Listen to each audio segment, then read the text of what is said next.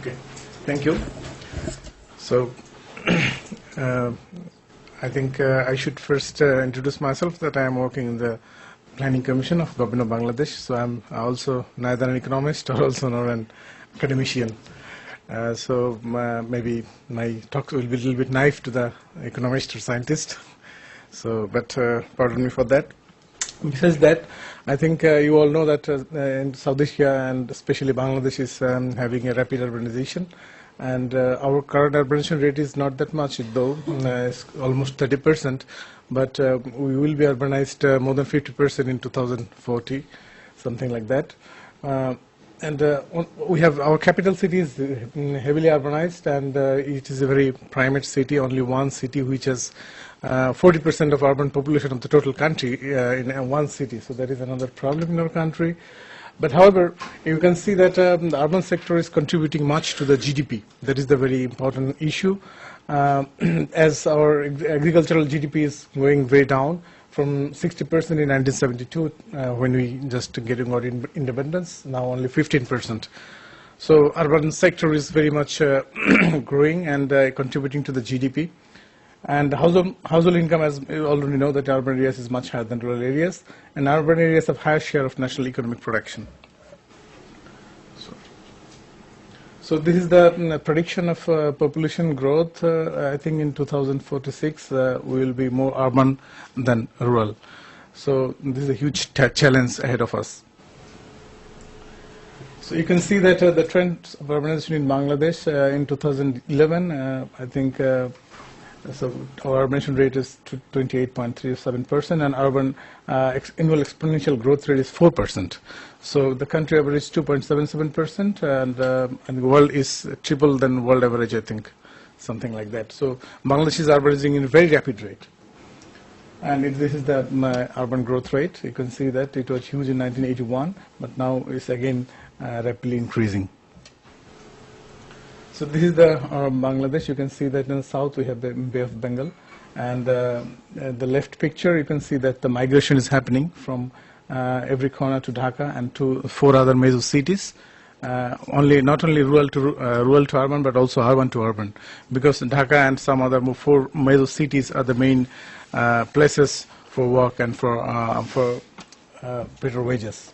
On the right side, you can see the level of urbanization in 2001. And you can see that in 2013, the population density map of Bangladesh. And you can see that in the middle, there is the Dhaka city, the capital, and the uneven distribution of population. So these are the urban centers. We have 570 urban centers with a mega city, Dhaka. Currently, it's estimated that about 20 million people is living in Dhaka city, and the population density is one of the highest in the world. It is around 30,000 per square kilometer. So you can see that huge density around Dhaka city, and you can see that here also that the primacy of Dhaka city already about 20% of the total population here in 2011, but in 2016 is already 40% of the total urban population live in Dhaka. And even the second city is Chittagong, and it is 4 times than the second city. So Dhaka is uncomparable to other major cities.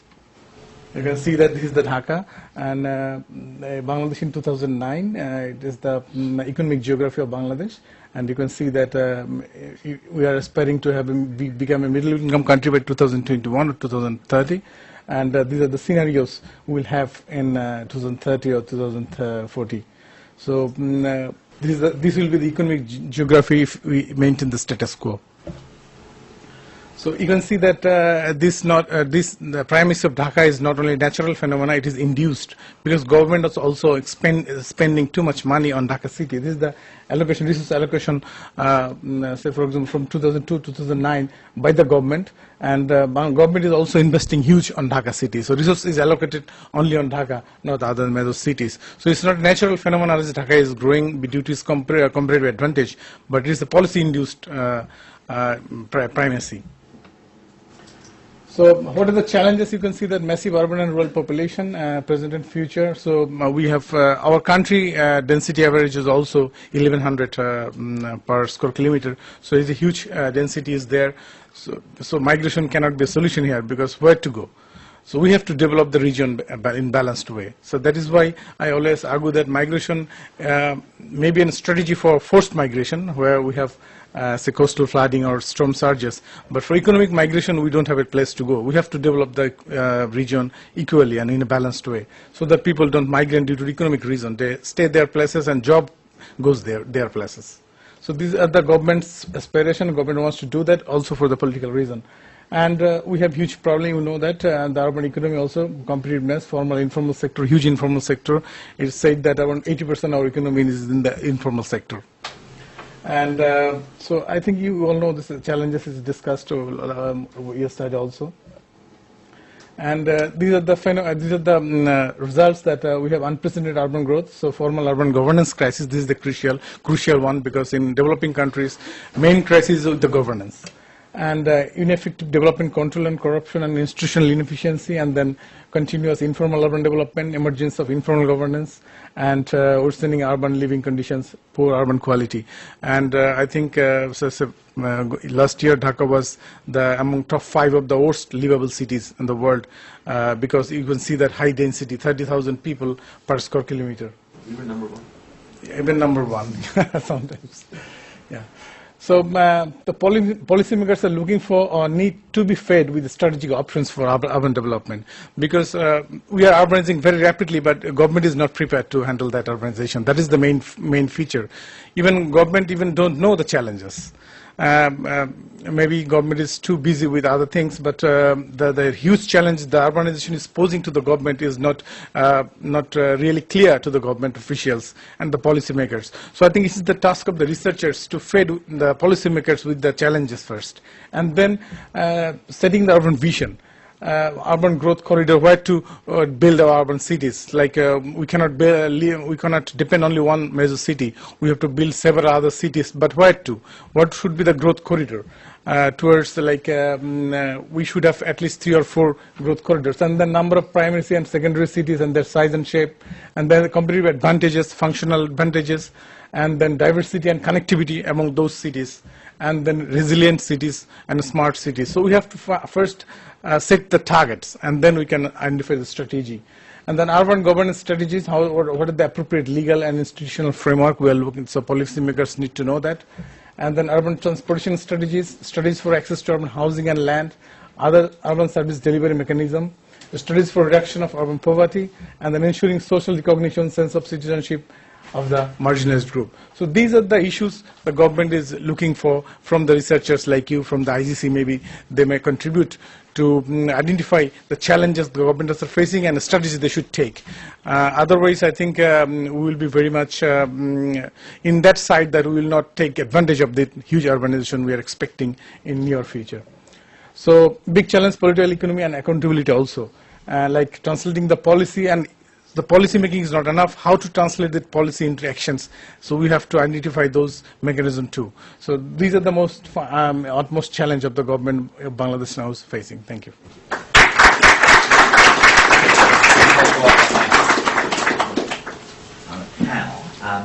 Panel, I want to ask the panel. Starting, I'm going to turn to audience questions in a second, but I want to start off by asking. Part of what we're doing here is agenda setting for IGC cities. And from your perspective, what of the many different things that we could be focusing on, what should we give primacy to? Let me just give you a couple of options. So there are focusing on the taming the demons of density versus focusing on enhancing productivity. There's a question of focusing on documenting the problems that exist, or focusing on trying to figure out innovative new ways to solve existing problems.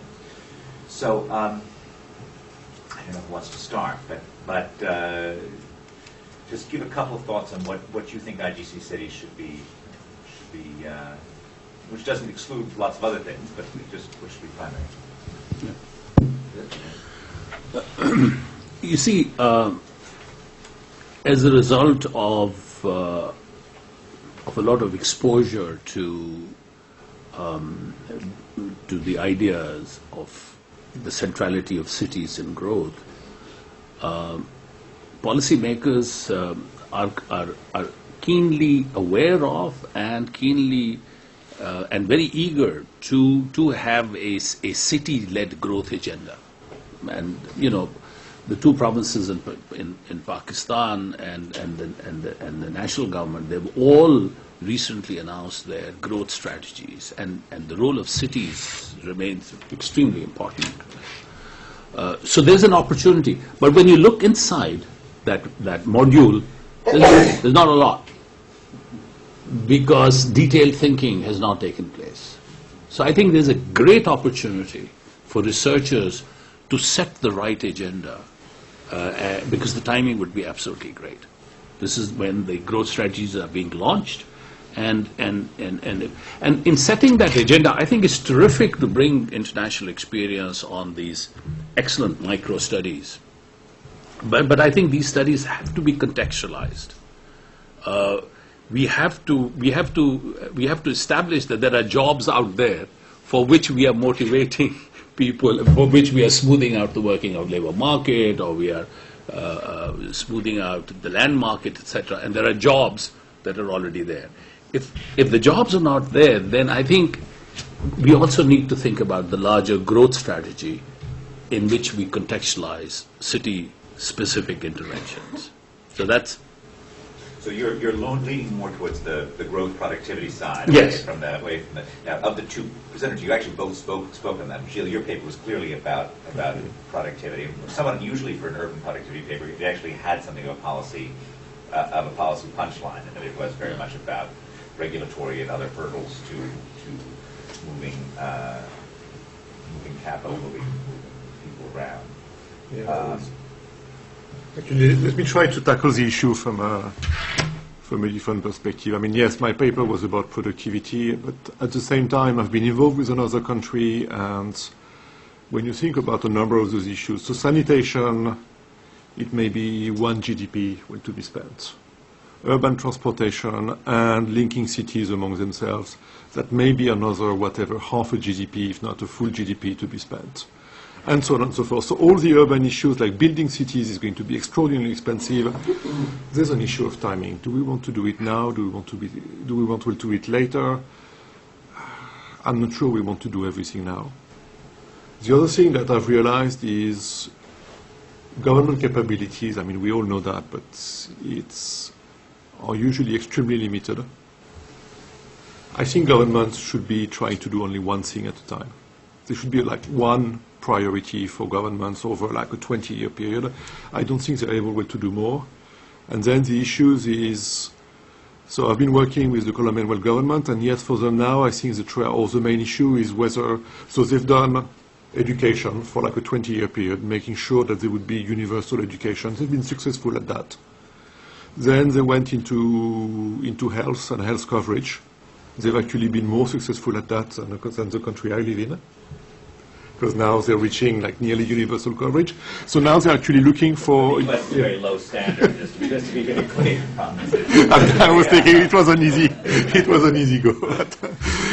Then they went into, now at the moment actually the reason why I was working with them is that they're trying to do some thinking in terms of what should be the next round of priorities. So I think for a country like Colombia, which is whatever, upper, middle, whatever it is, but it's way richer than India or Pakistan.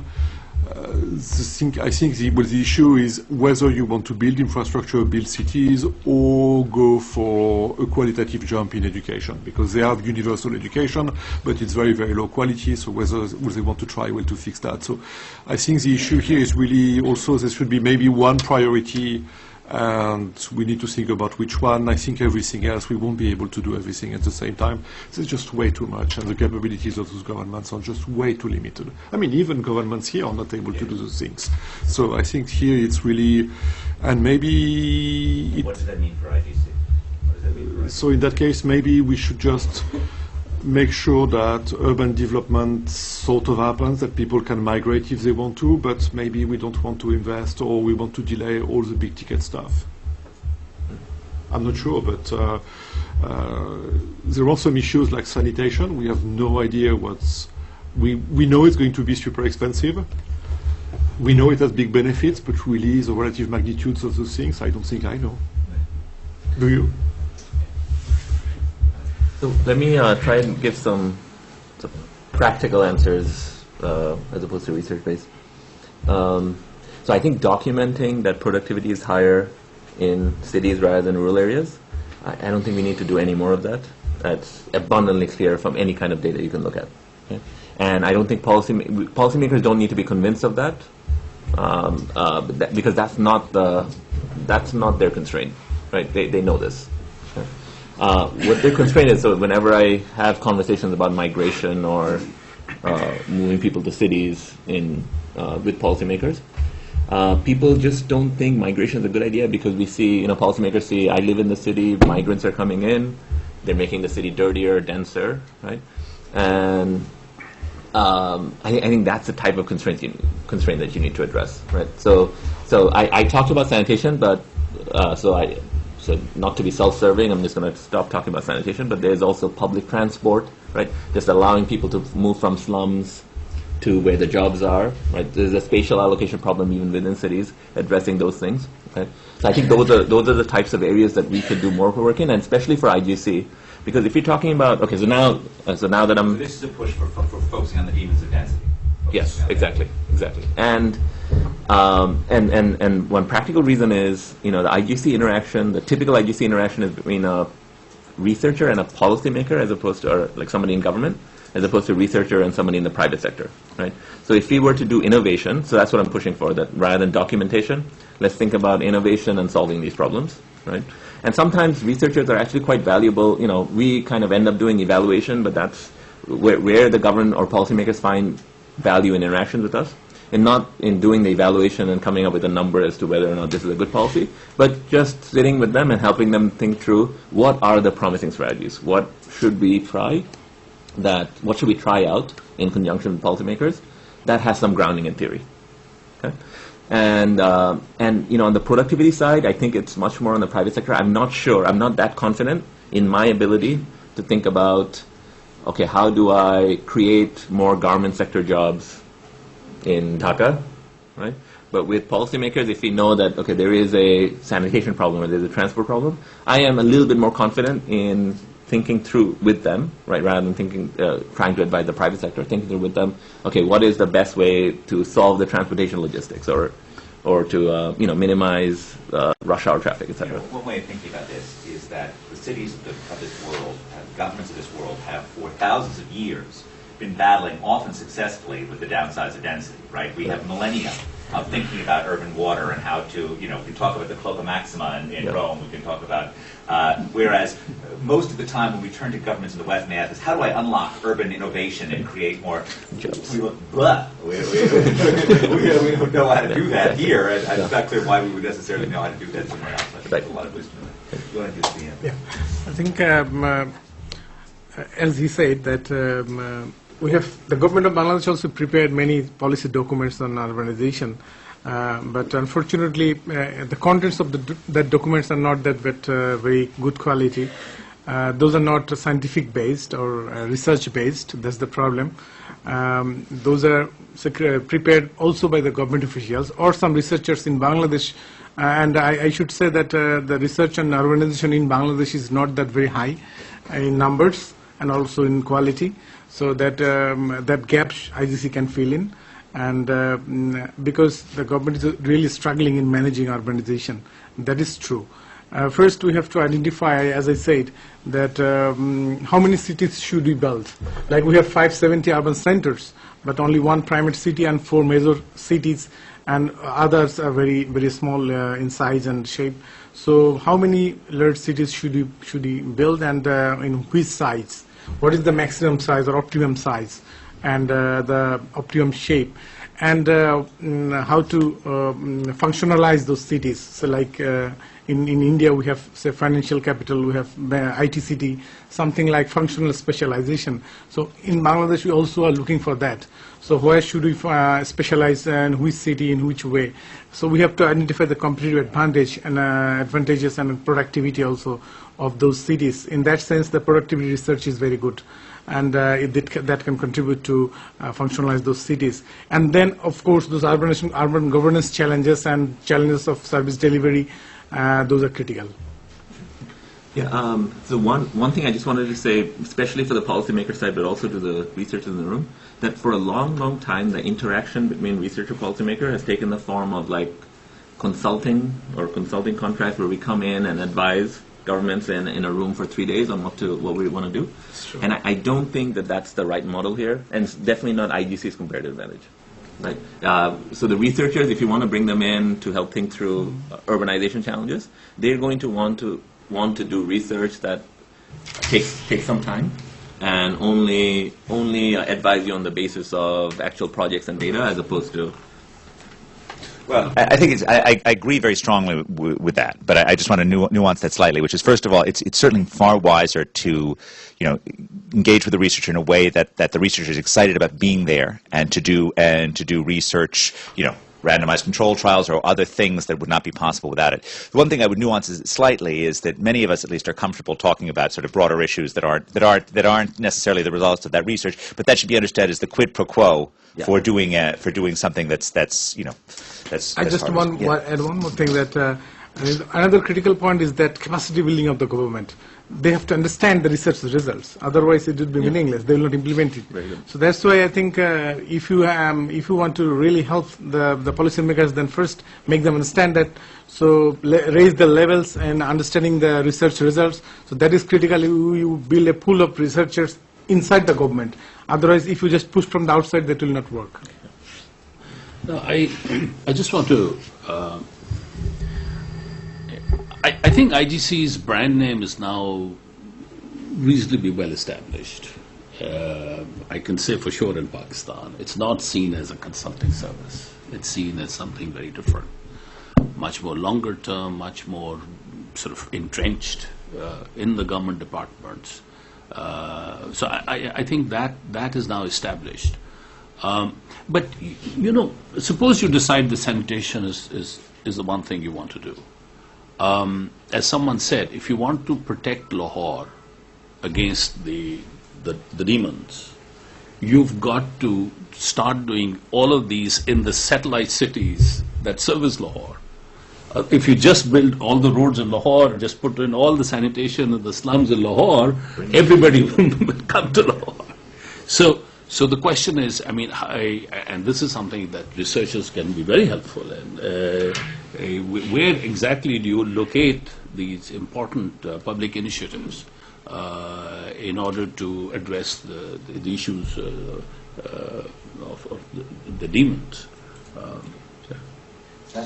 Following on your comment, I think there is a role also for academics to really inform policymakers of basically taking stock of what we know on certain areas that work, and also what are bad policies that we already documented using kind of not just one regression, but something that there is a well understood theory and a bunch of evidence from many places that we are confident to say, look, don't do this, or you can do this, and not only jump into this new project, because in a way, otherwise, why do we do all the research we do? At one point, we need to take stock and use it, right?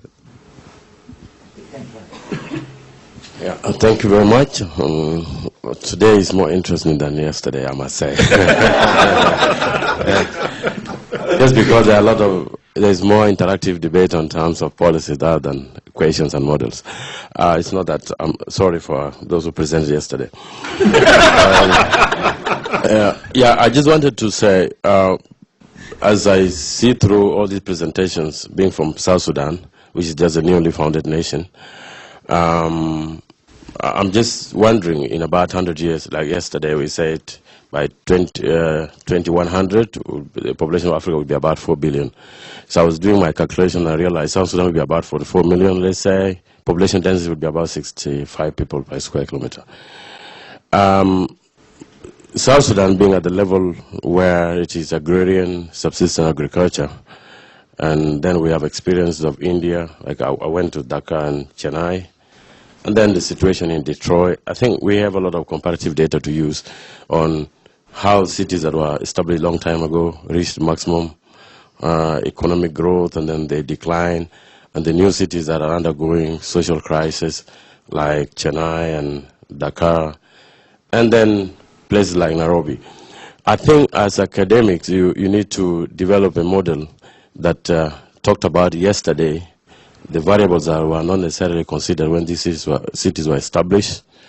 Then think about the crises that are here now, like in Dhaka and Chennai, and then how these formulas can be used to inform tomorrow about the cities that are being established. And I think I would agree with him, Mr. Mubarak, on really academics sitting down with the policymakers and just be part of the debate. Because one thing that is clear, policymakers are more in command of issues that are happening around them. But then how do they predict the future requires academic advice. You need to model something and then discuss with them and see how it works and how it has not worked. For example, in Nairobi, after the new constitution that is being implemented right now, a decentralized system, it's 5 years, but you can see a difference in slum areas. People are moving back to their home areas because the resources have been decentralized to 47 counties. There is more wealth distribution, and there's less aggregation of people around big cities. So in the long term, that's going to help Nairobi from this slum dwellers aggregation.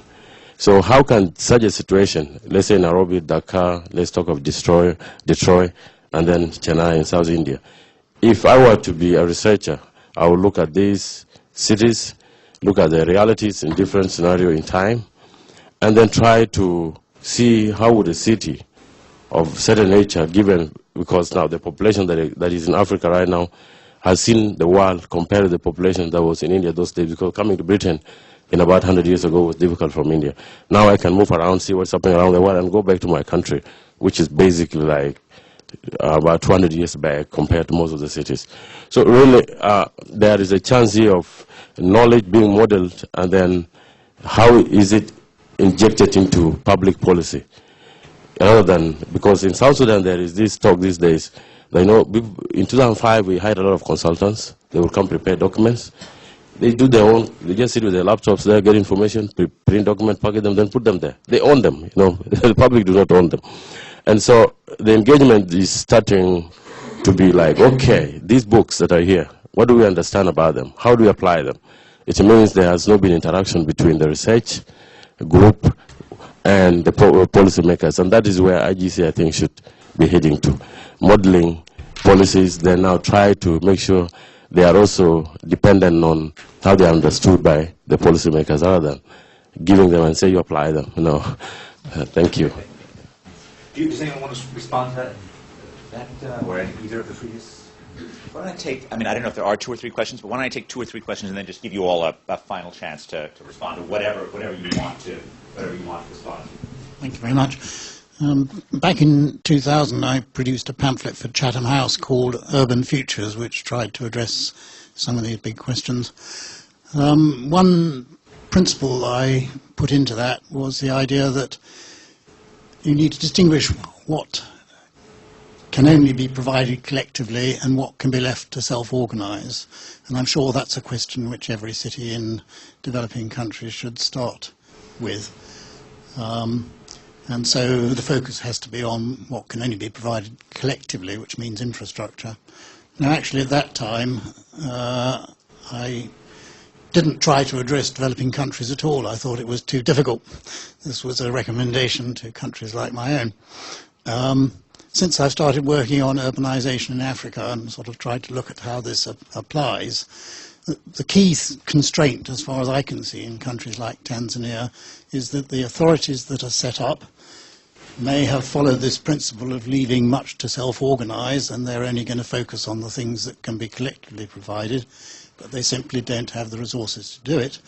And picking up Tony Venable's brief for this, I think the key to unlock that particular constraint must be property taxation. And I don't know whether this is in the IGC agenda at the moment, but if it isn't, it ought to be. Very much so.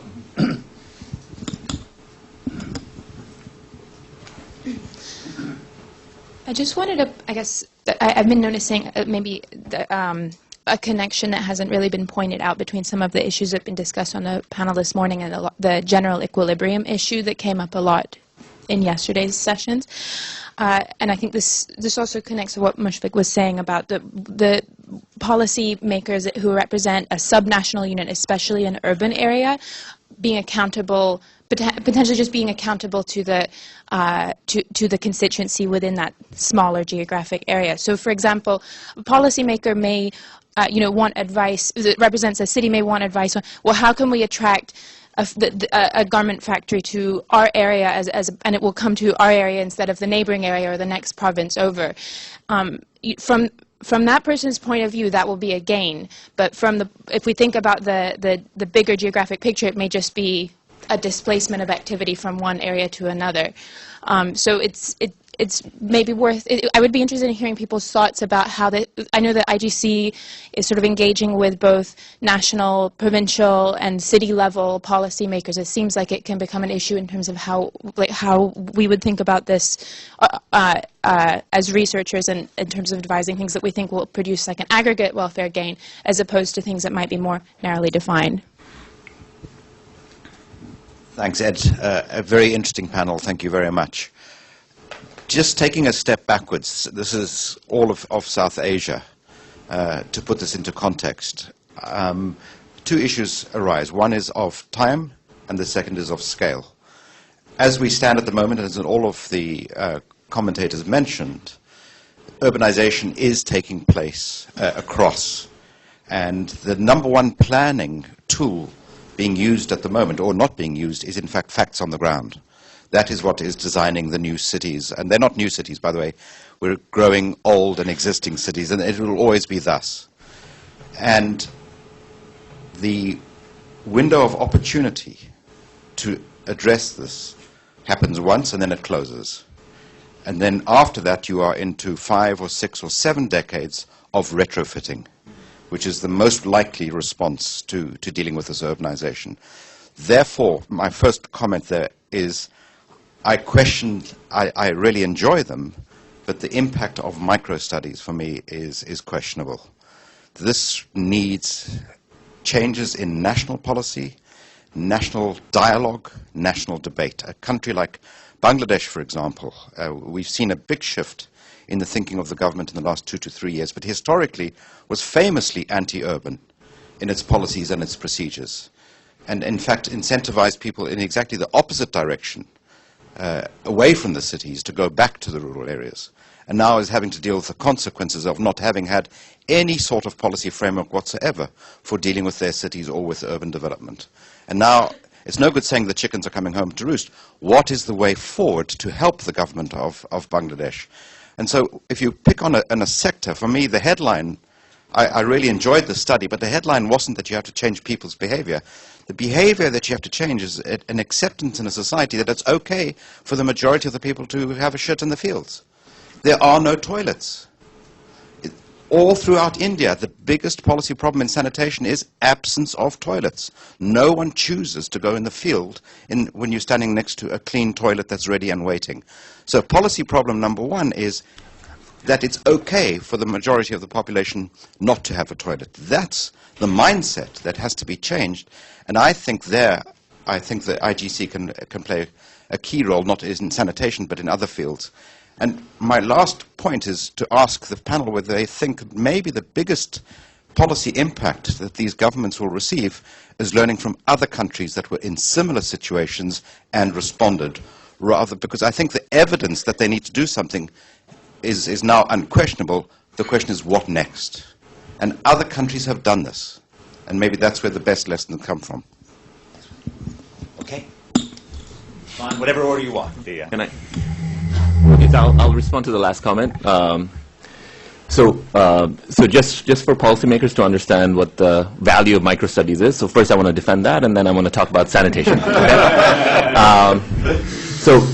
Importance of the question matters a lot, and I think that's your point. That's well taken, right? But the quality of the answer also matters a lot, right? So, and there's sometimes trade-offs. So sometimes when we want to, just to give you a little bit of history, development economists for a long time were just trying to answer the big question of why are some countries poor and some countries rich, right? And that's the biggest question.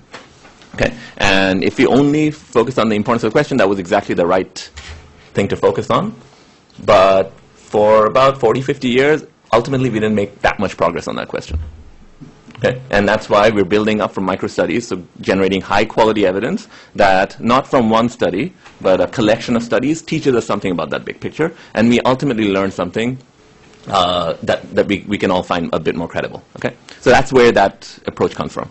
Now on sanitation, I take strong exception to some of the comments here about, if somebody's standing next to a clean toilet versus going out in the field, that they'll obviously go to the clean toilet. Right? That was the Indian government policy for 10 years in the total sanitation campaign, and it was a total failure. The government went in and built lots of really nice-looking toilets. They're being used as storage facilities. And recently, so this is not from economics, so kind of anthropological, sociological research is going and asking people about their preferences. It turns out a lot of people actually think of, in Hindu culture, they think of having a toilet right by your house as the unclean thing to do. Right. So for us, we do have to understand: is it a demand-side constraint? Is it a supply-side constraint? Maybe you're right. Right. I just don't think we. My prior is that you're not right. Right. But that requires rigorous micro-level research, because then we ultimately be able to say, if the Indian government, Modi is now very interested in this problem, should he be allocating funds to address behavior change, or should he be allocating funds to build infrastructure? Right, and we need to answer these questions, and that's where micro-studies actually come in. No, I think micro-studies are extremely important, but we have to know the big question that they're trying to ask and how they will be scaled up so that the big question can be asked. And I think that's the missing gap. That's the one thing that I think going forward, it'd be terrific if IGC researchers can build on the excellent micro-studies, but tell the policy, engage with the policymaker on how this will be scaled up to answer the big question. Property taxation, extremely important. IGC is engaged in many countries, and I know in Pakistan, IGC is very engaged in the area of property taxation. Local governance and property taxation are interlinked. Local governance is not an area that IGC is engaged in, and I really think that for city management, we have to start thinking about city governance as well. So that's an area that maybe researchers may want to think about. I think I'm happy that all the micro-studies we have seen yesterday have a policy components and policy implications. That is a very good issue. And if we can put together all these policy issues into a bigger policy context, then it would be very helpful for the policymakers too. For Bangladesh, I think I should say that as the last commentators mentioned, that for last two to 3 years, government is thinking about the urbanization. I think that's true.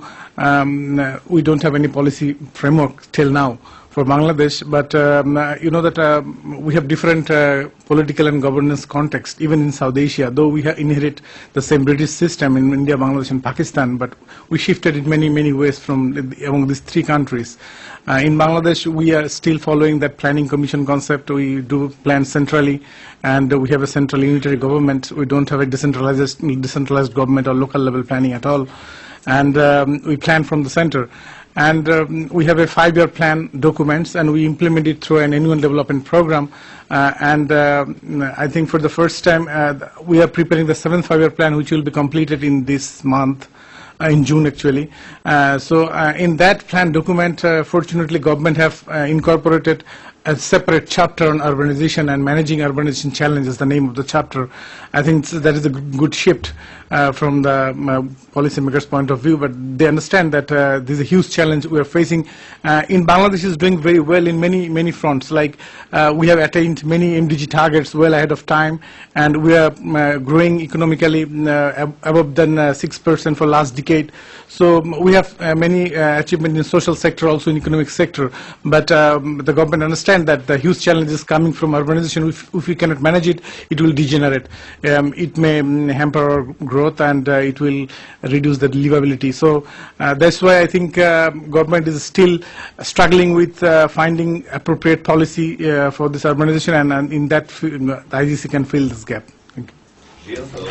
Okay, so let me try to come back to this notion of model of whatever academic policy-making interactions. I think there should not be one model. I think there's something valuable at different levels and different forms. I think Ed probably, or me, or whoever, Vernon, and when we go and talk to somebody reasonably high up for 2 hours and try to go through those equilibrium effects, that's very valuable. Like this notion that if you do an intervention in one place, you may not see well the results will very much because this place is going to grow and all those things are going to be well crowded out. The fact that if you intervene in one place, that might have some effect on some other places.